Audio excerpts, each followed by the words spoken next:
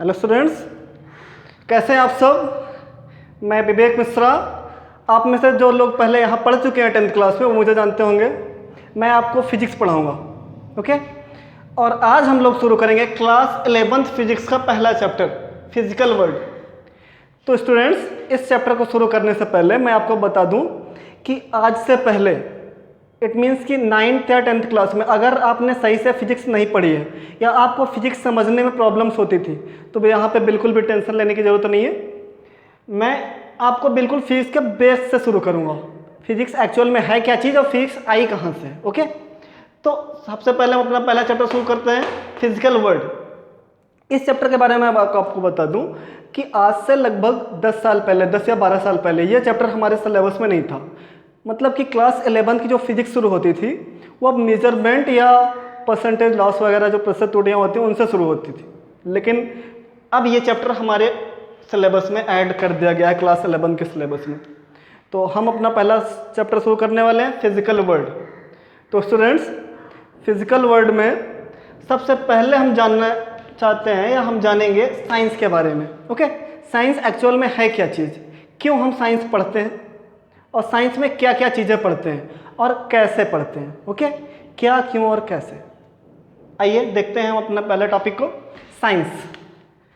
Science is a systematic attempt, ठीक, to understand natural phenomena is as much detail and depth as possible and use the knowledge so gain to predict, modify and control phenomena. It means कि कोई भी अगर natural phenomena है, ठीक है, like कोई भी नेचुरल डिजास्टर है, तो हम उसके बारे में पढ़ते हैं किसमें, एक सिस्टमैटिक वे से।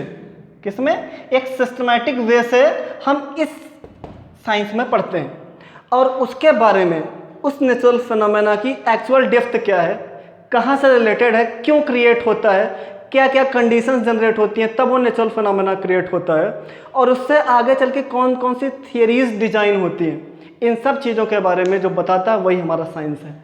एक नॉर्मल डिफिनेशन इन हिंदी कि साइंस एक ऐसा माध्यम है, ठीक है, जो किसी भी घटना का क्रमबद्ध मतलब सिस्टमैटिक, सुसंगठित एवं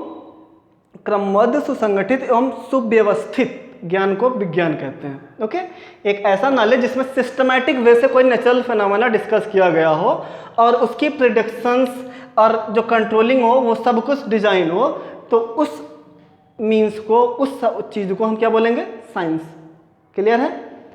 साइंस को समझने के लिए अलग अलग चीज़ों से अलग अलग लोगों ने अपने तरीके से समझाया है, लेकिन एक सबसे सेटअप जो सही से सेट किया गया साइंस की डेफिनेशन वो यही है, ठीक है, कि एक ऐसा तरीका जिससे हम किसी भी नेचुरल फिनोमेनन के बारे में एक सिस्टमैटिक रूप से जानकारी लेते हैं, ज्ञान लेते हैं, ठीक है, वो हमारा क्या कहलाता है, साइंस।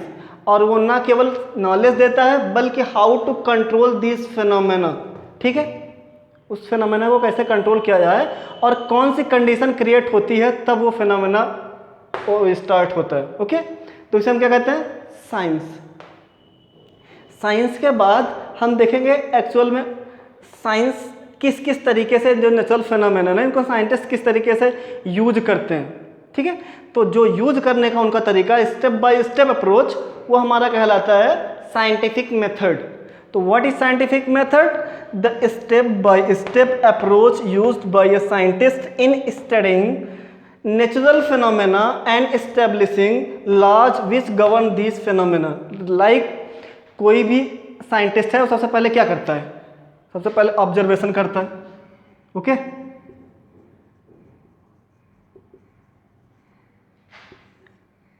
अगर उसने कोई भी नेचुरल फिनोमेना डिजाइन किया तो सबसे पहले उसका ऑब्जर्वेशन करेगा, फिर स्टडी करेगा, उसके बारे में एक्चुअल डेप्थ में जाएगा कि है क्या चीज़ ये, ओके। फिर उसका एक मैथमेटिकल क्राइटेरिया डिसाइड करेगा। कोई प्रॉब्लम, सबसे पहले ऑब्जर्वेट करेगा, फिर उसके बारे में कंप्लीट स्टडी करेगा, फिर मैथमेटिकल फार्मूला उसका डिजाइन करेगा कि एक्चुअल में नॉर्मल कंडीशन में हम इसको किस तरीके से पढ़ सकते हैं। उसके बाद वो क्या करेगा, इससे कुछ आगे प्रेडिक्शंस हो सकती है कि नहीं, मतलब इसके बारे में और स्पेशल तरीके से समझाएगा, ओके। तो इसके बारे में कहने का मतलब है कि वो आगे क्या जनरेट करेगा, प्रेडिक्टिविटी। ओके स्टूडेंट्स, उस नेचुरल फिनोमेना की प्रेडिक्टिविटी दिखाएगा। उसके बाद फिर अगर उससे आगे चल के कोई और मतलब मॉडिफाइंग फार्मूला जनरेट होता है, लाइक सपोज दैट यहाँ पे वो प्रेडिक्टिविटी बताएगा, और उसके बाद अगर इसके थ्रू आगे कोई न्यू चीज़ डिजाइन होती है, न्यू फेनोमेना डिजाइन होता है, तो उसके बारे में भी साइंस हमें बताएगा। लाइक इसका एक एग्जांपल हम आपको बेसिक एग्जांपल बताएं कि शुरुआत में जब एलिमेंट की खोज हुई थी, इन प्रेजेंस हमको टोटल 94 एलिमेंट्स के बारे में पता है और 24 के बारे में नहीं पता है। ओके, मतलब टोटल के टोटल हमारे पास 118 एलिमेंट्स हैं। तो जब एलिमेंट्स की खोज हुई तो उस टाइम पे कोई नहीं जानता था कि एलिमेंट्स एक्चुअल में है क्या चीज़, कैसे पीला दिखाई देता है, कैसे लाल दिखाई देता है, कैसे इलेक्ट्रिसिटी कंडक्ट करता है, क्यों नहीं करता है। धीरे धीरे ये पता चला कि ये एलिमेंट एक सेम टाइप के पार्टिकल से मिलकर बने होते हैं जिन्हें एटम कहते हैं। लेकिन उस टाइम पे उन्होंने बताया कि इन एटम को डिवाइड नहीं कर सकते हम। ओके, इन एंशिएंट थियरी हमको पता चला कि हम एटम को डिवाइड ही नहीं कर सकते। लेकिन धीरे धीरे चीज़ें और ज़्यादा क्रिएट हुई, मतलब यहाँ तक तो हो गया था, मैथमेटिकल फार्मूला ऑब्जर्वेशन हो चुका था, स्टडी हो सका था, मैथमेटिकल फार्मूला भी डिज़ाइन हो गया था। लाइक उनका केमिकल फार्मूला, मैथमेटिकल का मतलब ये नहीं 1 2 3 4, उनका केमिकल फार्मूला। लेकिन उसके बाद प्रेडिक्शन जारी थी कि आगे चल के साइंस यही बताता है कि चीज़ें कभी ख़त्म नहीं होती, हम किसी चीज़ के बारे में जानना कभी बंद नहीं करते, या इंसान का दिमाग कभी रुकता नहीं है। ओके, तो प्रेडिक्शन जारी थी और लास्ट में प्रेडिक्शन ये निकल के आई कि एटम्स को डिवाइड किया जा सकता है in the form of electron, proton and neutron, where proton and neutron are in the centre of the circle and electron is in the orbit of the atom, like this. कि atom के अंदर की भी चीज़ें बता दी scientist ने कि इनके अंदर एक न्यूक्लियस होता है, न्यूक्लियस के अंदर न्यूट्रॉन और प्रोटॉन होते हैं और उसके बाहर इलेक्ट्रॉन चक्कर लगा रहे होते हैं। कुछ न्यू मॉडर्न इलेक्ट्रॉनिक थियरी में इन्होंने ये चीज़ें बता दी। तो कहने का मतलब है साइंटिफिक मेथड वो वे है जिसके थ्रू हम किसी चीज़ के बारे में एक्चुअल नॉलेज गेन करते हैं। लाइक दिस कि सबसे पहले हम क्या करेंगे, ऑब्जर्वेशन, एक systematic way, step by step way. सबसे पहले ऑब्जर्वेशन करेंगे, फिर स्टडी करेंगे, फिर उसका मैथमेटिकल फार्मूला डिजाइन करेंगे, लाइक दिस। उसके बाद हम प्रेडिक्टिविटी करेंगे कि आगे इन चीज़ों में कुछ ना कुछ संभावनाएं हैं कि नहीं, न्यू लॉस डिज़ाइन हो सकते हैं कि नहीं, फिर आगे न्यू फेनोमेना, ठीक है, new conditions, new phenomena design होगा। तो कहने का मतलब ये एक तरीका, स्टेप बाय स्टेप जो अप्रोच है साइंस किसी फेनोमेना के बारे में जानने का, वो हमारा क्या कहलाता है, साइंटिफिक मेथड। और इस मेथड को एक थियरी में जनरेट करना, written in a theory form, is called scientific theory. Like this, a set of limited number of laws in term of which behavior a physical system can be explained. ठीक है, मतलब एक ऐसा words में लिखा गया formula या definition जो कि ये शो करता हो कि एक्चुअल में वो फिनोमेना किस तरीके से हुआ है। लाइक ये पांचों पार्ट को एक हम सिस्टमेटिक वे वर्ड्स में लिख दें, एक फॉर्म में, एक थियरी फॉर्म में लिख दें, तो हमारी कहलाएगी scientific theory, like this. Okay students, तो यहाँ पे आप देख सकते हैं कि हमारा साइंस क्या होता है, साइंटिफिक मेथड क्या होता है एंड साइंटिफिक थियरी क्या है। अगर आप इसको समझ गए तो पहले आप इसका स्क्रीनशॉट लीजिए, फिर हम साइंस के बारे में आगे की चीज़ें आपको बताते हैं। Okay, take your screenshot.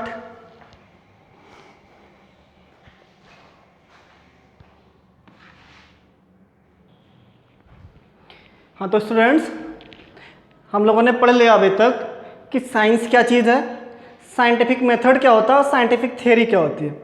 अगर साइंटिफिक मेथड या साइंटिफिक थ्योरी में हल्की सी कंफ्यूजन हो तो आप ये समझ लीजिए कि एग्जांपल के थ्रू कि साइंटिफिक मेथड मतलब एग्जैक्ट एक वे, स्टेप बाय स्टेप, ठीक है, किस तरीके से हम चीज़ों को ऑब्जर्वेट करें।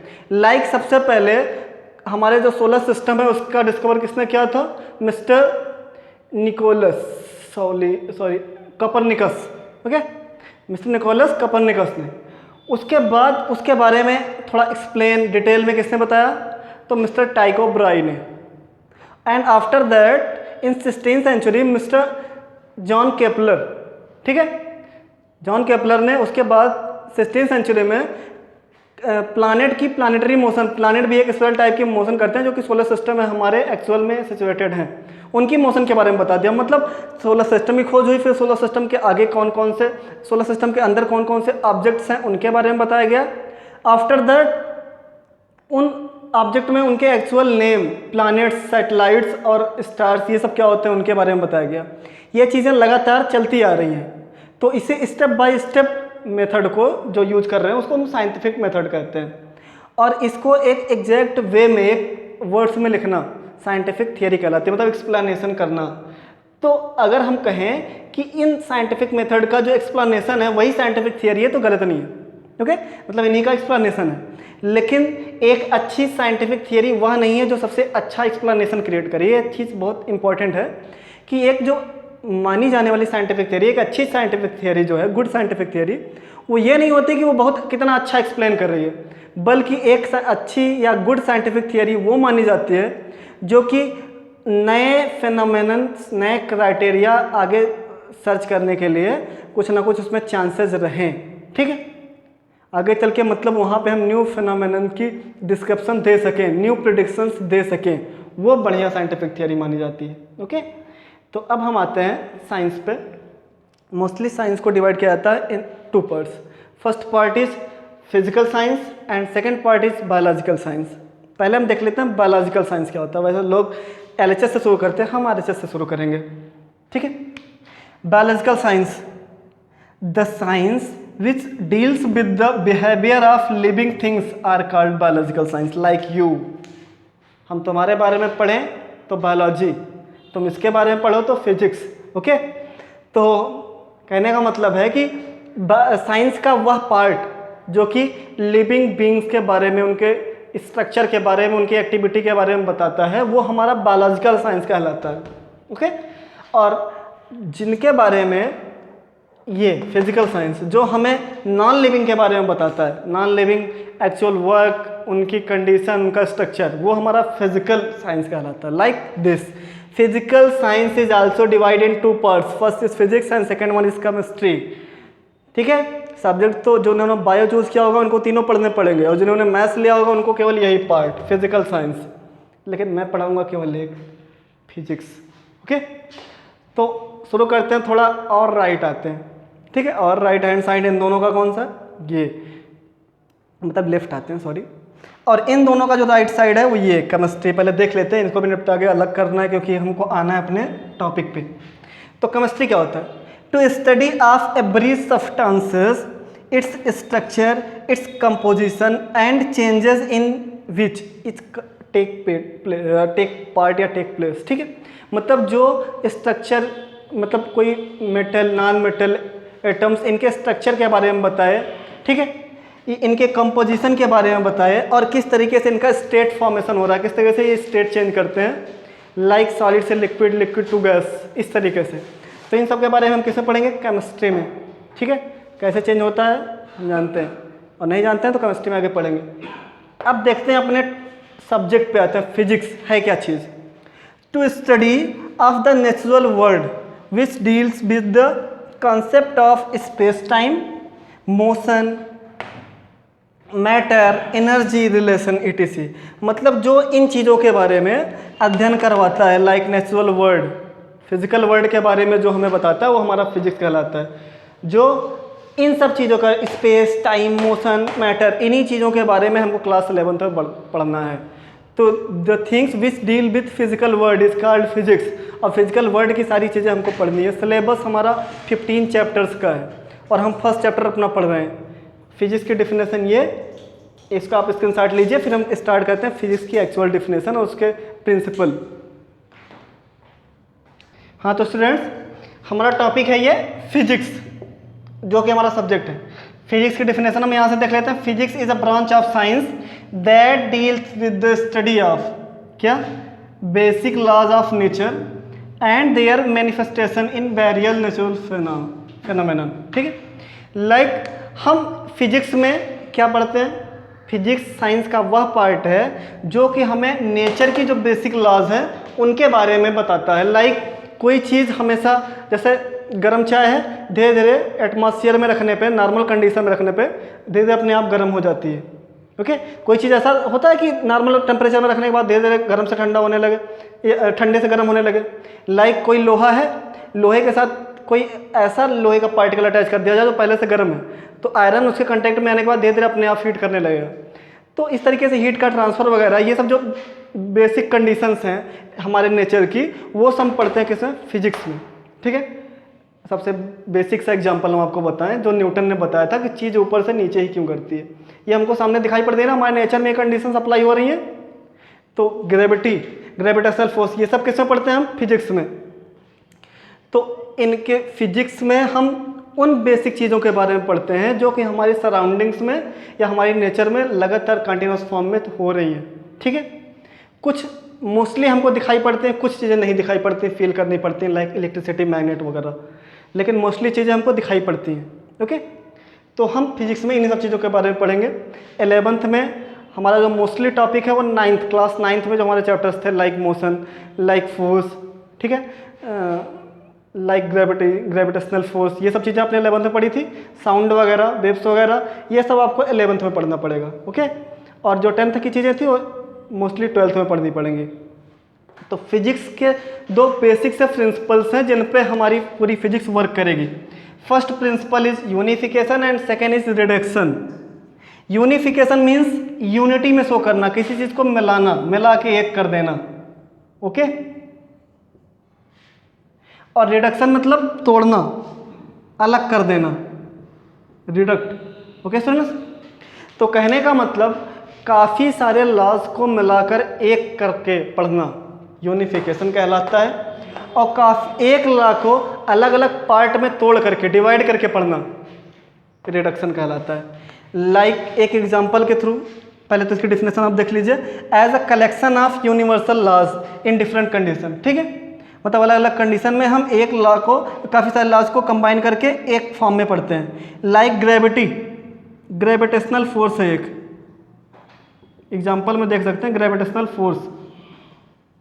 यही ग्रेविटेशनल फोर्स हमारे अर्थ पे भी वर्क करता है, चीज़ों को अपनी तरफ अट्रैक्ट करता है। लाइक हम अर्थ पे खड़े हैं, हम ऊपर नहीं चले जा रहे हैं, कोई चीज़ ऊपर नहीं चली आती, हमेशा नीचे आती है, क्योंकि अर्थ पे ग्रेविटेशनल फोर्स वर्क कर रहा है।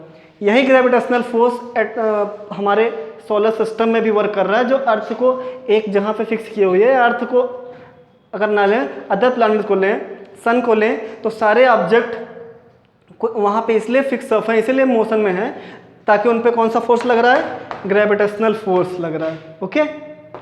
तो यहाँ पे हमने देखा कि हर जगह की फोर्स को, चाहे एक बॉल अर्थ पे गिरे, चाहे earth like a ball work करे इन आवर सोलर सिस्टम, सारी चीज़ों को ग्रेविटेशनल फोर्स में ही मिला के पढ़ते हैं। तो इन चीज़ों को, सारे लॉज को एक जगह पे कंबाइन करके पढ़ लेना यूनिफिकेशन कहलाता है। और एक लॉ को, लाइक हमारी है थर्मोडायनेमिक्स। क्या? थर्मोडायनेमिक्स। इसके बारे में आप सेकेंड बुक में पढ़ेंगे। थर्मो मीन्स हीट, डायनामिक मतलब इन मूविंग कंडीशन। तो ऐसे हीट जो मूविंग कंडीशन में हो उसे हम थर्मोडायनेमिक्स कहते हैं। तो थर्मोडायनेमिक्स एक ऐसा बेसिक सा प्रिंसिपल है जिसको हम अलग अलग पार्ट में तोड़ के पढ़ते हैं। लाइक काइनेटिक थियरी के पार्ट में पढ़ते हैं, टेम्परेचर, हीट, ठीक है, इन सब सारी चीज़ों में अलग अलग करके इसको पढ़ते हैं। तो एक बेसिक से प्रिंसिपल को अलग अलग करके पढ़ना, तोड़ के पढ़ना रिडक्शन कहलाता है, और काफ़ी सारे प्रिंसिपल को एक साथ कंबाइन करके पढ़ना यूनिफिकेशन कहलाता है। Okay students. तो इसका आप स्क्रीनशॉट लीजिए। और इस वीडियो से रिलेटेड अगर कोई भी क्वेरी है, मतलब अगर ये वीडियो आपका बिल्कुल भी ऐसा लगा कि कोई पॉइंट आपको समझ में नहीं आया, तो आप हमारे कमेंट बॉक्स में जाके कमेंट में अपने क्वेश्चंस पूछ सकते हो। और हमारा फर्स्ट वीडियो, तो जाहिर सी बात है कुछ लोग अभी नए नए हमसे जुड़े होंगे, नए नए हमारा वीडियो देख रहे होंगे, वो पहले हमारे चैनल को सब्सक्राइब करें, जिससे कि आगे की जो अपडेट्स हैं, आगे के 11th क्लास के वीडियोज़ हैं, वो आप तक पहुँच सकें। Okay students. तो इसका आप स्क्रीनशॉट ले सकते हैं। मिलते हैं अपने अगली क्लास में एक नए टॉपिक के साथ। तब तक के लिए बाय बाय, थैंक यू।